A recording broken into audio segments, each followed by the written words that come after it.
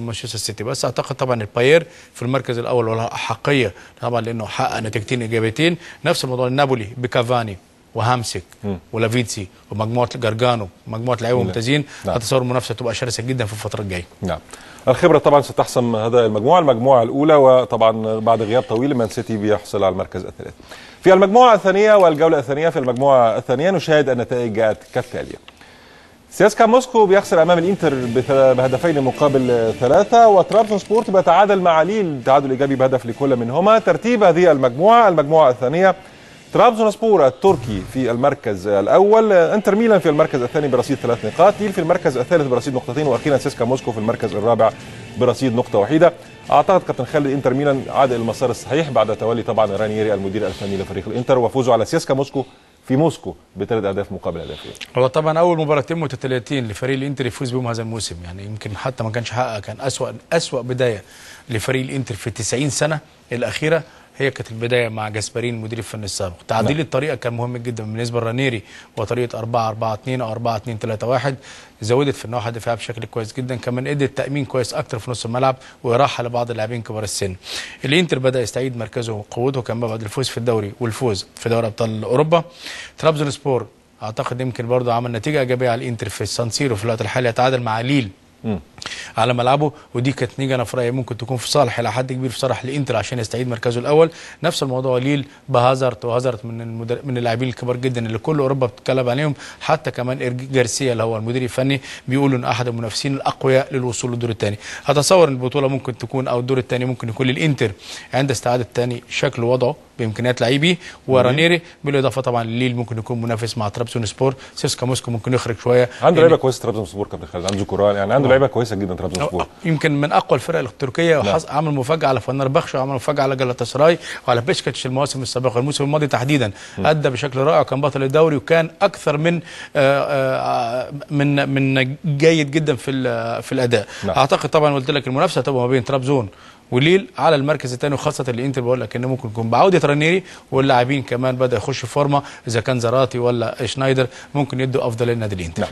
المجموعه الثالثه والجوله الثانيه: مانشستر يونايتد طبعا تعادل مع بازل السويسري بعد ان كان متاخرا بهدفين مقابل لا شيء، اصبح بيتعادل ب3 اهداف مقابل كل منهما. اوتيليل جالاتي الروماني مع بنفيكا خساره امام بنفيكا بهدف مقابل لا شيء. ترتيب هذه المجموعه: بازل السويسري في المركز الاول برصيد 4 نقاط، بنفيكا البرتغالي في المركز الثاني برصيد 4 نقاط، مان يونايتد في المركز الثالث بنقطتين، واخيرا اوتيلول جالاتي بدون اي رصيد من النقاط. كابتن خالد، المفاجاه تعادل مانشستر مع بازل السويسري خاصه بعد ان كان متاخرا بهدفين مقابل لا شيء، غياب بعض النجوم، غياب روني، عوده ويلباك مره اخرى، وجيجز بدا بهم كرأسي حربه في هذا اللقاء. والله ممكن يكون انا شايف ان هي ممكن يكون كان حته سهوله مباراه بالنسبه للسير مع بازل، قال ان الفرق كبير جدا ما بين مانشستر وبين بازل السويسري. بس كره القدم لا تعترف الا بالعطاء في الملعب. 2-0 النتيجه ل 3-2 في الشوط الثاني، اخر دقيقه فريق مانشستر يعدل، ودي طريقه تعودنا عليها اذا كان في الدوري الانجليزي او دوري ابطال اوروبا. برضو لما بدا السير اليكس فيرجسون لعيبه مانشستر يحسوا بالخطوره فعلا. فريق في الوقت الحالي يمكن من اقوى فرق اوروبا ومرشح يكون في المباراه النهائيه امام برشلونه او من ريال مدريد. مركز ثاني تحت بنفيكا، احد افضل الانديه البرتغاليه في الوقت الحالي باداء عالي جدا بالمانجر العام اللي هو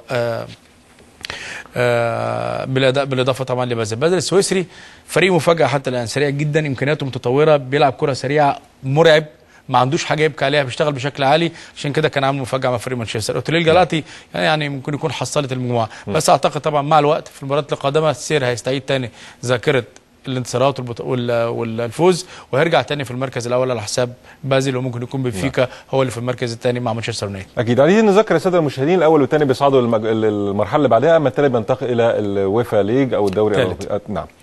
المجموعه الرابعه والجوله الثانيه: ريال مدريد بيفوز على اياكس بهدفين مقابل لا شيء في ملعب سانتياغو برنابيو، وليون على جرنان بيفوز على دينامو زغرب بهدفين مقابل لا شيء. ترتيب هذه المجموعة: أصبح ريال مدريد في المركز الأول برصيد 6 نقاط، ليون الفرنسي برصيد 4 نقاط في المركز الثاني، أياكس أمستردام في المركز الثالث برصيد نقطة وحيدة، وأخيرا دينامو زغرب في المركز الرابع بدون أي رصيد من النقاط.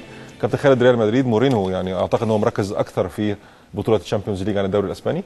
هو ممكن، بس خد بالك إن الفرق يعني واضح إن في بعض الأندية في الدوري الإسباني بدأت تبقى أقوى من الأول، زي مالاجا وزي كمان سيفيليا. نفس الموضوع لفالنسيا ماشي بشكل كويس جدا في المركز الاول مع سولدادو اللي هو اللاعب الكبير بتاعهم اللي يمكن اضافه لفريق فالنسيا هذا الموسم.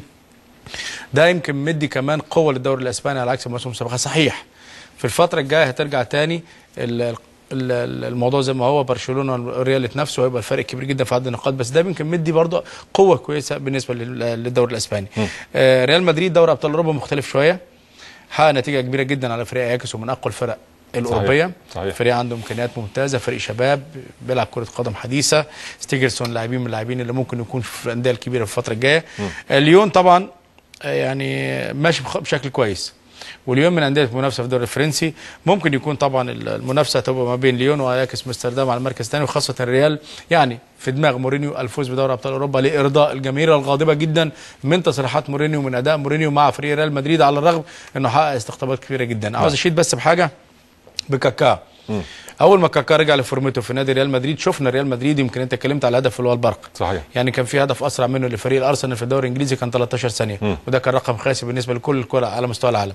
الرقم ده قياسي بالنسبه لدوري ابطال اوروبا في 16 ثانيه يعمل هدف 5 لعيبه، وده برضه واضح من ان كاكا رجع لفورمته بشكل كبير جدا. وانا في رايي ان كاكا يبقى اضافه من اكبر الاضافات للدوري لريال مدريد مع مورينيو، هيزود كمان من دكه البدلاء قوه اذا رجع نور شاهين نجم نادي بروسيا دورتموند السابق. اكيد.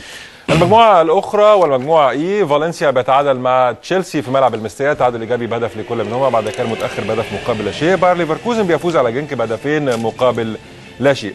ترتيب هذه المجموعه اصبح تشيلسي في المركز الاول برصيد 4 نقاط، باير ليفركوزن الالماني في المركز الثاني برصيد 3 نقاط، فالنسيا في المركز الثالث برصيد 2 نقطتين، واخيرا جنك في المركز الرابع برصيد 1 نقطة. كابتن خالد، فالنسيا بتعادل في الثواني الاخيره مع تشيلسي بعد ان نزل طبعا كالو وكان هناك ضربه جزاء لفالنسيا. واضح ان عند اندريا فياس بواس مشاكل في الناحيه الدفاعيه، اذا كان في لعبه نص الملعب او في خط الدفاع، مع ان كان تشيلسي في السنوات السابقه بيمتلك اقوى خطوط الدفاع في اوروبا بالكامل. في الوقت الحالي يمكن دافيد لويس ما بيلعبش بشكل كافي، بيلعب دايما ايفانوفيتش، بيلعب كمان جون تيري مأثره كتير جدا. النقطه الثانيه فالنسيا زي ما قلت لك متطور في الدوري الاسباني، في المركز الاول عنده لعيب اسمه سولدادو ادى بشكل كبير جدا، يمكن هو صاحب هدف التعادل. خوان اخيل ماتا بيحرز هدف الفوز، هو هدف التقدم لفريق تشيلسي على ملعب وسط من جماهيره السابقه، لم يحتفل بالهدف، واعتقد برضه ان ماتا اضافه كبيره جدا لفريق تشيلسي وخساره لفريق فالنسيا. باير ليفركوزن الكره الالمانيه معروفه، باير ممكن يكون خسران 3-0 من بايرن ميونخ في الاسبوع الماضي، ولكن في دوري ابطال اوروبا لما بتختلف. انا في رايي بالك كمان احرز هدف من اجمل اهداف دوري ابطال اوروبا، هدف ممتاز وهدف رائع. يعني برضو المنافسه هتبقى شرسه ما بين باير وفالنسيا. تشيلسي مع اندرياس فياس بواس ممكن يكون صاحب المركز الاول. جنك برضو من الانديه اللي بنقول عليها شرف التواجد في دوري ابطال اوروبا، ممكن مع الوقت تبقى يعني مؤثره في مين هو صاحب المركز الثاني او المركز الثالث. نعم. المجموعة السادسة والجولة الثانية، أرسنال الإنجليزي مع أولمبياكوس بهدفين مقابل هدف واحد، ومارسيليا الفرنسي بيفوز على بروسيا دورتموند في واحدة من مفاجآت الشامبيونز ليج ب3 أهداف مقابل لا شيء. أصبح ترتيب هذه المجموعة السادسة، مارسيليا في المركز الأول برصيد 6 نقاط، أرسنال في المركز الثاني برصيد 4 نقاط، بروسيا دورتموند في المركز الثالث برصيد 1 واحدة، وأيضا أولمبياكوس في المركز الرابع بدون أي رصيد من النقاط. إذا كابتن خالد، مارسيليا يتألق أيضا في الشامبيونز ليج، أرسنال بيتألق في الشامبيونز ليج على عكس البريمير ليج، وبروسيا دورتموند بيتعثر في هذه البطولة، بطولة الشامبيونز ليج. انت لو رجعت هتلاقي في هنا حاجتين متشابهتين لحد ما. الارسنال ماشي سيء جدا في الدوري الانجليزي، ونفس الموضوع مارسيليا مع ديدي شامب ماشي يعني بشكل سيء كمان في الدوري الفرنسي. بس في دوري ابطال اوروبا الامور مختلفه شويه. مارسيليا حقق نتيجه كبيره جدا على فريق الموسم الماضي كان من افضل فرق الدوري او دوريات اوروبا، اذا كان بروسيا دورتموند او الدوري الالماني. بروسيا السنه دي عنده حاله غريبه، هل الاستغناء عن نوري شاهين اثر كتير جدا في عمليه احراز الاهداف او تركيبه الاهداف؟ ممكن، بس واضح طبعا ان الراجل بيقول انا جايب بعض اللعيبه الصغار السن اللي ممكن يشتركوا في فريق بروسيا دورتموند، مع الوقت هيكون الشكل قوي. بس طبعا واضح ان بروسيا غير يعني مركز. معانا عوده باريوس مره اخرى، وبرضه بص لوكاس باريس يعني العوده هتدي له اضافه، بس هي انت عارف بروسيا دورتموند ممكن يكون قله الخبره في اللعب في دوري ابطال اوروبا مؤثره كتير جدا على يورجن كلوب المدير الفني وعلى اللعيبه. اولمبياكوس فريق بيحاول جاهدا الوصول الى اعلى مناصب، بس طبعا صعب مع مارسيليا ومع الارسنال. المباراه بتاعت الارسنال مع اولمبياكوس شهدت حاجه غريبه جدا. اصغر لاعب في تاريخ الكره الانجليزيه اسمه اولكسيدا بتاع الارسنال، اصغر لاعب في تاريخ الكره الانجليزيه 18 سنه يحرز هدف في دوري ابطال اوروبا. وبيطالب ارسن فينجر ان هو بيلعب مباراه توتنهام الجايه يعني. ويلعب ما يلعبش ليه؟ الارسنال معروف كده، بقول لك ده يمكن ده رقم قياسي او اصغر لاعب في تاريخ الكره الانجليزيه كلها يحرز هدف في دوري ابطال اوروبا. ده انا بعتقد برضه انه ممكن تكون حاجه ايجابيه واضافه لارسن فينجر اللي عيد ميلاده بعد بكره في مباراه توتنهام ارسنال، وكل الدنيا بتتكلم هل سيرحل من الارسنال ام سيبقى في الارسنال. طبعا رئيس النادي قال لهم سيبقى في الارسنال لانه من المدربين الكبار او المدربين اللي حققوا نتائج وبطولات كبيره جدا مع فريق الارسنال. بس كابتن نروح له بقى.